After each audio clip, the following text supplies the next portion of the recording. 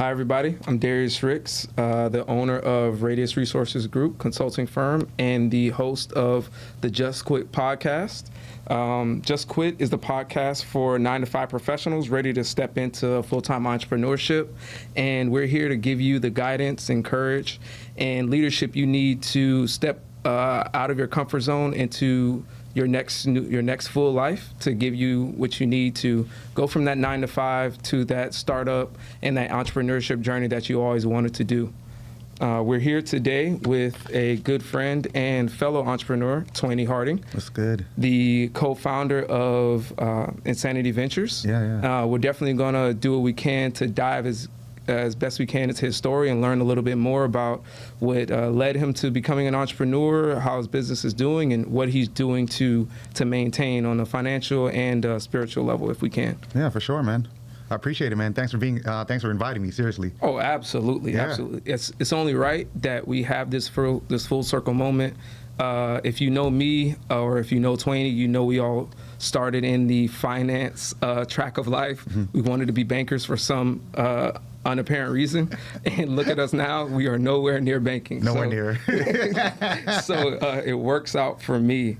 So first and foremost, can you tell us, before you left your job, your last full-time job, what did your life look like and feel like on a day-to-day basis? Yeah, no, I mean, yeah. So, I mean, thank you for asking me that question.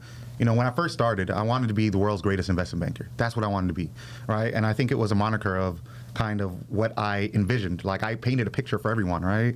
And that picture I created, I wanted everyone to understand that this is who I was. This is what I am. Like, this is like, my intro was, hey, I'm Twaney, I'm the investment banker, right? And I felt like it gave me some level of stature, some level of like, I'm bravado. And, you know, for me, in my perspective, you know, it kind of was, I was insecure, like in reality. I was hiding behind something and I didn't really know who I was. So because I had to say, hey, I'm Twaney, I'm an investment banker, really showed me that, like, you know, what is Twaney?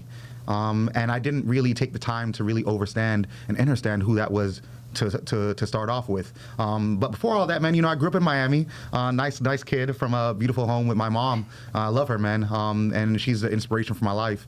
And then I got the opportunity to go to Florida A&M University in Tallahassee, Florida. I learned so much about my life, you know, fun, partying, but as well as like, you know, like really getting the courage to be the best I could be, right? Because you're going to go through obstacles all the time, and you have to make sure that within those obstacles, you know, that you did push at us, you know, we have to, you know, figure out how to keep on going on that journey, on that marathon. So, you know, just like those little tidbits. Okay, so as a quick follow-up to that, and you kind of touched on it a little bit, and if you can expand on it some, what was the early signs or the first day you realized, oh, this 9-to-5 isn't for me, I need to build my own thing? Yeah.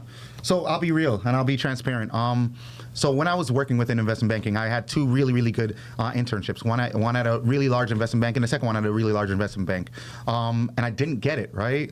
And it was very hurtful for me because, you know, in my brain, I was a smart guy. Like, I was ambitious. I was in the hardest groups there was. I was in financial sponsors at like UBS Investment Bank, hardest group to get into. And I was like, let's be real, I'm a black kid from FAMU. What am I even doing in that group? I'm supposed to be going into like one of the easier, quote unquote, easier groups. When I was at JP Morgan, I wanted to do financial sponsors again because I need to go into private equity firm. Then after 2 years of private equity, then I need to go to Harvard. Then after that, I need to go back to private equity, or I'll start my own company. Like that's what I was thinking. But I didn't get those opportunities. And through that, I then started working at a smaller boutique investment banking firm, right, an M&A shop. And you know, life there was completely different than a bulge bracket. So bulge bracket is like a more larger firm. You know all about this. But I was at a smaller boutique shop, and you know, this showed me like life is completely different. But I realized that, you know, I was working that 100 hours per week, right? Now that 100 hours per week, you know, on someone else's dream didn't necessarily make full sense when I didn't know what the exit opportunities was when I was at the smaller shop. Maybe at the bigger investment banks, I knew that, okay, Harvard is right in my grasp. I'm not saying Harvard wasn't, but I needed to go to a really good private equity firm. And I didn't think that the exit opportunities were the same. So I had to realize that 100 hours a week that I was working for someone else's dream, it could be put into my dream, but I didn't know what my dream was because, again, I was Twaney, the investment banker. Gotcha. Okay, so as you were making that transition mentally and preparing, Yeah. what were some of the fears or some of the loudest fears you had at the time? Yeah. To be honest, man, I think the biggest fear I had was that I didn't know who I was. You know, I always knew. I always was a kid that had opportunities, right? Ever since I was a young kid, right? I was always involved in things, and I was always one of the best. So, I mean, and when I say one of the best, I really I dedicate myself to trying my hardest to be the best I can be, right? So within that, you know, at my church, I'm involved in drum corps, Bible, drill team. Then after that, I go into school. I'm involved in football, basketball, National Honor Society. Then when I go to college, I'm involved in the finance club. That's where I met. Well, we met on different. Being fresh, but you know, in the finance club, and I just wanted to be great, right? And through that, I never had the opportunity to sit back and really hone in on what is Twaney, who is Twaney, what does Twaney actually like. Now, again, I did like clothes, I did like shoes, but like deeper than that, like who is Twaney, what is Twaney, and you know, to leave a place of security for me, because again, at that time, I got the great internships. I got the great offers. I got money, like a decent amount of money for a kid that's in college. You and me know. We were going to the club and getting bottles and stuff like that. And we're in college 4 months, you know, not weeks, months, consistently. So, you know, the thing is that I didn't know who I was. And I think what scared me the most about it, it was easy to do it. What scared me was when I just took a time back to sit down in my thoughts. I don't know when the last time I sat down in my thoughts from when I was 22, 23 years old. I didn't know before that when I sat down in my thoughts. I always was moving. I always was like in motion. When did I stop? Gotcha. So I'll stop there and I'll let you kind of give the audience an understanding of what the business was that you ended up building. Yeah. And then we'll go back into I guess the next phase of the discussion of how you prepared to run that business after you thought it up and created it. Yeah. So the beautiful thing about going and working on Wall Street is, I'm always a sociable individual. So I love getting the opportunity to like speak to as many people as possible. I met through the program that we were in, Sponsors for Educational Opportunity, with SEO, with my friend I met in there was Paul Dykes. So the beautiful thing is we got the opportunity to like have all these friends from all these different schools, Ivy Leagues, the largest state schools, and they all just wanted to have fun just like us. And I was like, oh, there are people that are smart and they still want to have fun? I said, whoa, this is crazy. But then this is the kicker. They also had money. So, so as we're in New York, partying, getting tables, bottles, you know, we started a mass, like, not a following, but like, you know, our friends, they all want to have fun too. So they all just want to be around us and have a great time. But the beautiful thing is that my friend, my business partner, Paul Dykes, he's one of the greatest entertainment minds, literally, of this generation, no questions asked. He went to this thing called the Yacht Week. And through going to the Yacht Week, he got the opportunity to learn and understand that, oh, wow, we can give an elite offering to individuals, but maybe not necessarily something in motion, like a boat and a yacht, but something more stationary. So and at that time we were getting kicked out of hotels a lot because we were partying from city to city and we just kept on getting kicked out. So we were like, not hotels, but what is as alluring as a yacht, but stationary? Ooh, villas. And they can't tell us when to go to sleep. So we said, let's create a company that could be one of the greatest entertainment companies of all time, and give them like literally what they need in regards to beauty of location, fire villa, because you're gonna get that dopamine hit, and then awesome events, because we went to this thing called Dream Weekend, and they had crazy events going on 4 days straight. So we wanted to put all that together, and we called it Haywire Weekend. So yeah. Beautiful. Yeah. So as the company started, as you guys are building things from the grassroots, what is, from your experience, what is one money decision you made early that really helped you stabilize the business, and what's one money decision you would absolutely do differently? Yeah.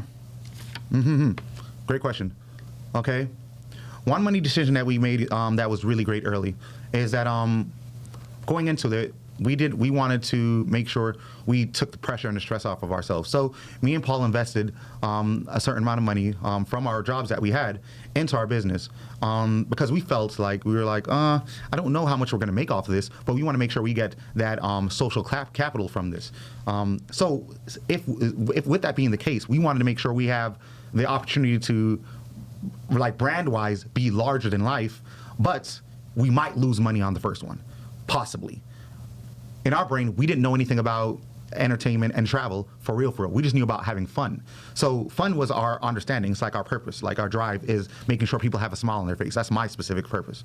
But through that, I knew that I had to make sure that we didn't have the pressure of, oh my gosh, where we don't have enough money to get this villa and get the shuttles and get this event going on. So what we did is we offset our possible losses with me and Paul investing like a certain amount of money each into the business at day one. So we'll have the opportunity to not necessarily be bogged down by the stresses of early stage entrepreneurship, because sometimes it is extremely hard to make decisions when you're under this level of duress, like financial duress. Like you'll make the wrong decision based off of money. And in reality, in entrepreneurship, especially in early stages, you should not be making decisions off of a lack of money or a surplus of money. It should be because what's best for the business. So we knew that going into it, and so that was a good thing. And also we knew we wanted to expand very rapidly. Money decisions that we didn't do right would be like when we were expanding as fast as we were expanding. To be transparent, I didn't know what getting $1 million in revenue meant. Like you could read it in a book, but I don't know what that really means. So you feel like you're on top of life. So I'll open my account and it could be $500,000 in it, right? But that doesn't mean that you have $500,000 for you. That means you have $500 of cash flow for the business. Right. So it could jade you mentally. And, during that time period, I think we were running faster in life. And it was beautiful because our brand was getting bigger and bigger and bigger and bigger and bigger. And we were like growing really rapidly.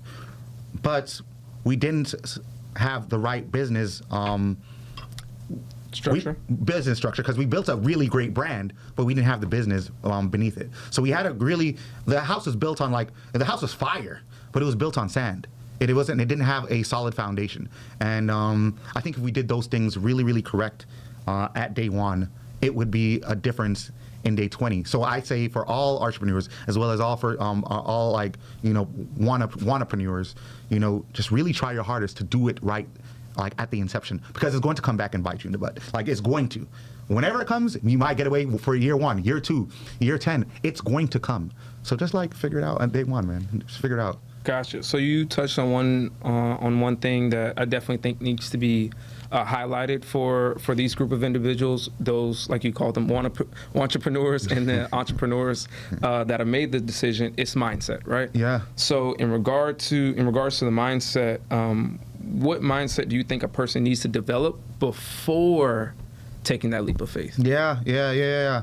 So I think there's things that you can work on, but nothing really ever equips you for being an entrepreneur, because the thing is that there's different there's different things that come at you every day, right? So no day is the same. No day is ever the same.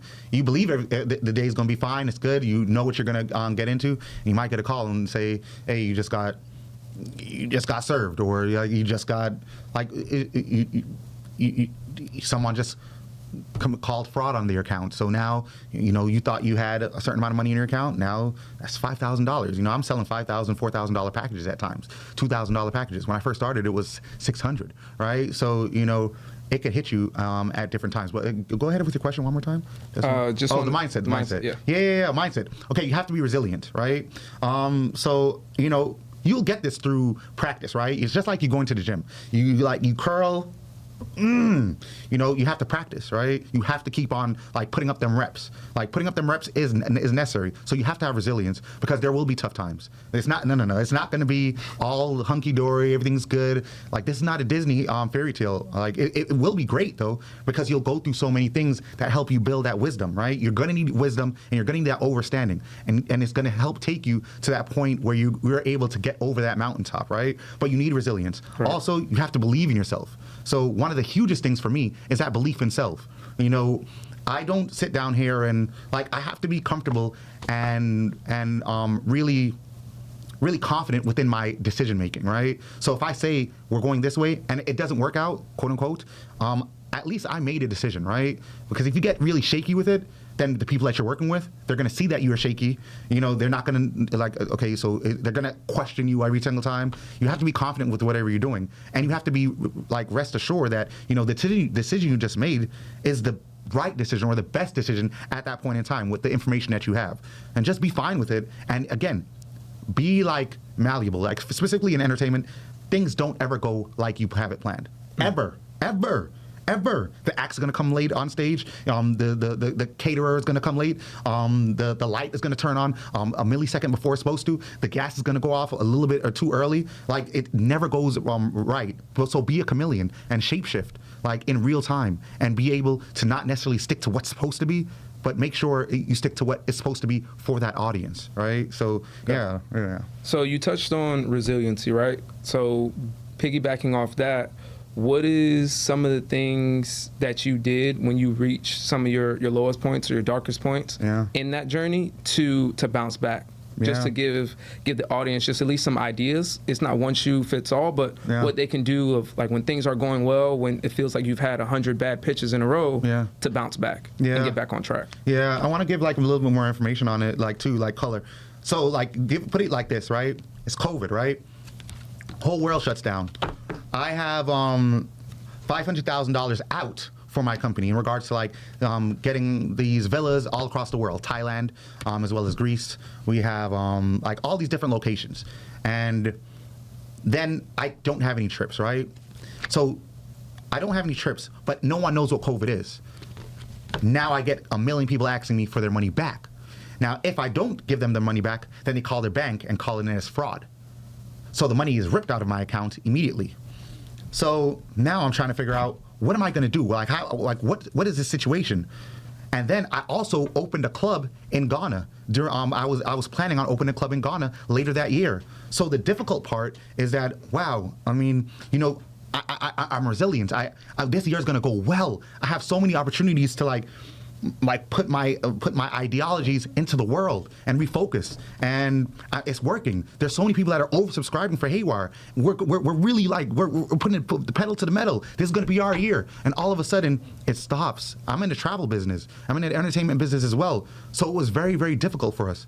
But I have to understand. I have to know what my purpose is, right? So once you have your why and your mission of why you're doing this, you know, when you have a why and a reason, then it makes everything that much more easier. So for me, I had a why for what I was doing. I knew what I was here to do. I know what my divine purpose is. So it makes it that much more easier when the days are extremely tough, when I see that my account is being overdrawn because people keep on calling in fraud, and I'm trying to figure out ways to stop that bleed. I know that I could keep on going because, you know, I have that belief in myself. I have that resilience. I know I'm going to get through this. I know that, you know, just like nature, you know, I think, you know, life is just like nature.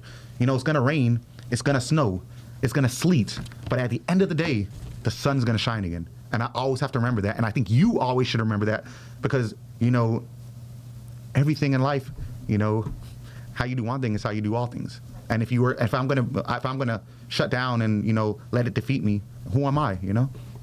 Gotcha. Yeah. So I think this is another thing that's very important for entrepreneurs to know as they make this transition through life. Yeah. And I think it's something that people really don't talk about, is the transformation of your relationships, both family and friends. Can you describe both positively and negatively how those relationships changed as you transitioned from your 9-to-5 to the freedoms of being an entrepreneur? Yeah. Yeah. Yeah. It probably is the most difficult for me. That was the most difficult. Because again, remember, I didn't know who I was, right? So now I have to now reassess who Twaney is.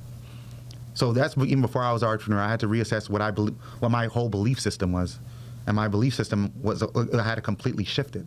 That was very hard. The very hard part was not what I see in myself; it's what other people see in me. So if I said that I'm an investment banker and I wore my Hugo Boss suit, and I had my Allen Edmonds Fifth Avenues, and I had my $100 belt, and I had my $100 tie, and I had my $100 Charles Stewart extra slim fit shirt, right, with the TH right there and right there. The thing is that what do these people now think of me? And that was very, very hard because I didn't know what they thought of me. Am I smart, Twaney, still? Am I stupid? Am I just throwing my life away?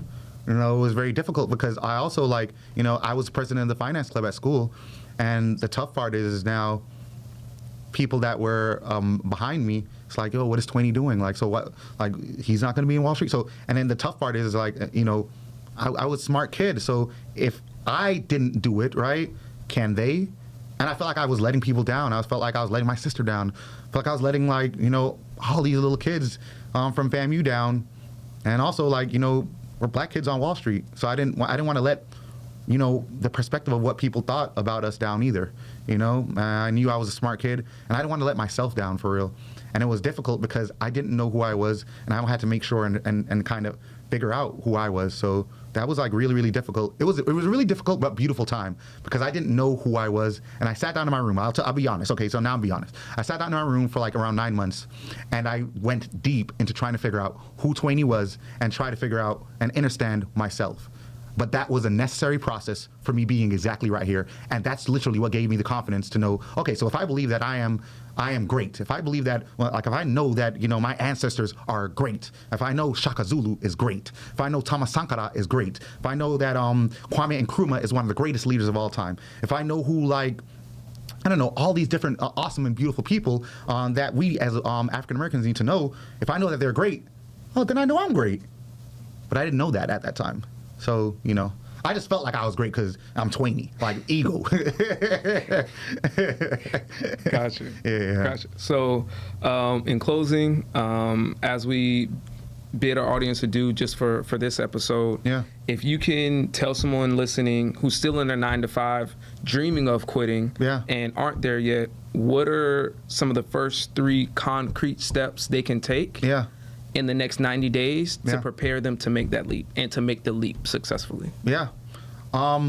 What is your divine purpose and what were you put on planet Earth to do, right? Like, don't worry about no money first. What is your purpose, right?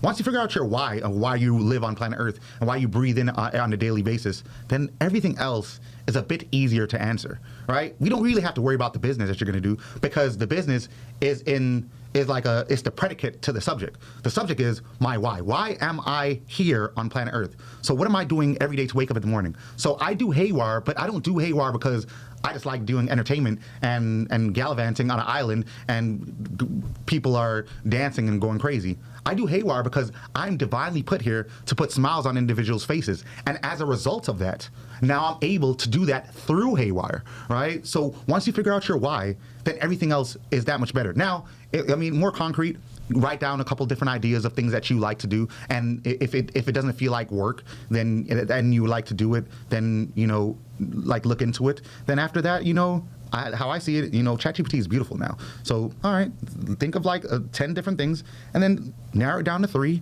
Then after that, like, you know, sit on it a little bit. Ask yourself the question, what would you want to do if there was no money involved as well? Because money is beautiful, right? But it's a tool. And it should not be a tool that controls us. It should be a tool that helps advance whatever our mission and our purpose is, all right? Because the money's going to come. Don't worry. When you're in your purpose, the money will come. It's not about how much it's going to be there. It's going to be there. It's about when it's going to hit. And when it hits, it's going to hit hard. But you just have to keep on believing and keep on pushing through. A marathon is 26.1 miles, right? Understand, or 2 miles, actually. 26.2. All you have to understand is each and every part of the marathon is a tough part. 5 miles, 10, 15, 20, 25, 26.2. Understand that you're just in the first part of the process and the journey, so keep on pushing and don't ever give up. Thank you. Thank you for those brilliant words. I guess if there was one more thing, since we do have a little bit more time, that I would like to get out there to the audience is, before you make that leap, you definitely start overthinking and overanalyzing things, right? Yeah. So could you tell me what you think is one of the things that people overthink or overcook that's really not that big of a deal? Yeah. And one thing that people don't worry enough about, but is something that needs to be at the front of their mind? Yeah. I think one of the biggest things about overthinking is overthinking. Go ahead and do it. Like, the issue is that like sometimes it's like, even like people, you could think about like posting on Instagram. A person might take literally an hour to just press post, right? Just get into the rhythm of executing whatever it is, right? And again, how you do one thing is how you do all things. So execute. So you say you're going to take your garbage out at 10 o'clock, execute that you're going to take it out at 10 o'clock, right? So the overthinking, I think the biggest part about overthinking is overthinking, because sometimes you just need to do it, right? And just let it be how it's going to be. Don't worry about the outcome. You did the best you could do at that specific point. All you can do is the best you can do, right? You know, like the tuition to success is failure. The tuition to success is failure. It's a part of it. So don't worry about like it being wrong or not being the best. Like the best version of cancer is death. The best version, cancer at its highest point, is death. Understand that. So that means that the perfection of cancer is death. So we don't need to be perfect. We just need to execute and keep moving. And as we learn and as we learn, we iterate, we grow, we learn more, we gain more wisdom, we get more cracks in our brain. But why? Because we got that wisdom, we got that understanding, but you only got the wisdom and understanding through doing and executing. So don't overthink as much, man. Like, it's going to be what it's going to be. Also, don't worry about it. Be confident within who you are and know that you just made the best decision in that moment, because that's what the data showed you. Okay. And the one thing that people overlook that they should consider more? Yeah. Foundation, right? I want to say that a lot, you know, because you can run. And I believe in running. I have to have a little bit of a different perspective now, because I was a runner for 10 years. And not physical runner, just like, all I want to do was just do. And it was fun to do until I got stopped, right? And then I had to like really settle down and look at things in its true context. So really try to like make sure that it's built on something that's lasting. You know, also a lot of people want to do entrepreneurship because it sounds good, right? Entrepreneurship is not fun. Like, it's not as fun as you think. It is beautiful. You could get a lot from it. You could create your own schedule. You could create your own life. Like, that's all those stuff are awesome. Like, I don't have to wake up and clock into anybody, but you have to wake up probably earlier than I was waking up before. I have to relax my mind a little bit more than I had to relax my mind before. Oh, also a big thing is you have to take your own personal, like, you know, your personal, what's the word I'm trying to say? You have to take your own personal, self-worth and stuff, like what's the word I'm trying to say? You know what I'm trying to say. Value, your personal value. Yeah, but you have to take care of yourself. Like, gotcha. Yeah. You have to take Self-love. Self-love, yeah. That's important. Oh, that's something that's extremely overlooked. You could be going a million miles an hour, especially, bro, me, I didn't care about me working out. I didn't care about me eating right. What I care about that for? I got bread. Like, we in Tribeca. We got girls at the crib. We got, like, all this stuff. What I care about that for? That has nothing to do with me. We going to the club later, you know? Take that self-worth, like, take your self-care. It's important, man. I just started caring about it maybe like 2 years now. I didn't care nothing about eating no fruits or nothing like that. You know, I didn't care nothing about none of that. I think the biggest thing to me was, you know, I'm him. But I had that cocky, arrogant bravado because who was I? I was just an insecure little boy. And once you get over that part of that, like that ego in who you believe you are and what you're so caught up in, then you could really like be void of ego. And once we're void of ego, sky's the limit, bro. Sky's the limit. But being void of ego, that's the toughest part. Because sometimes our ego is what fuels us into being this person. But release yourself of that person and invite yourself to who that inner person is. Yeah. Well, on that, I think we can close it out. I'm Darius Ricks, Twaney Harding again, from Haywire Weekend. Yeah. This is the Just Quit podcast. So go ahead, quit that job. See you guys next week.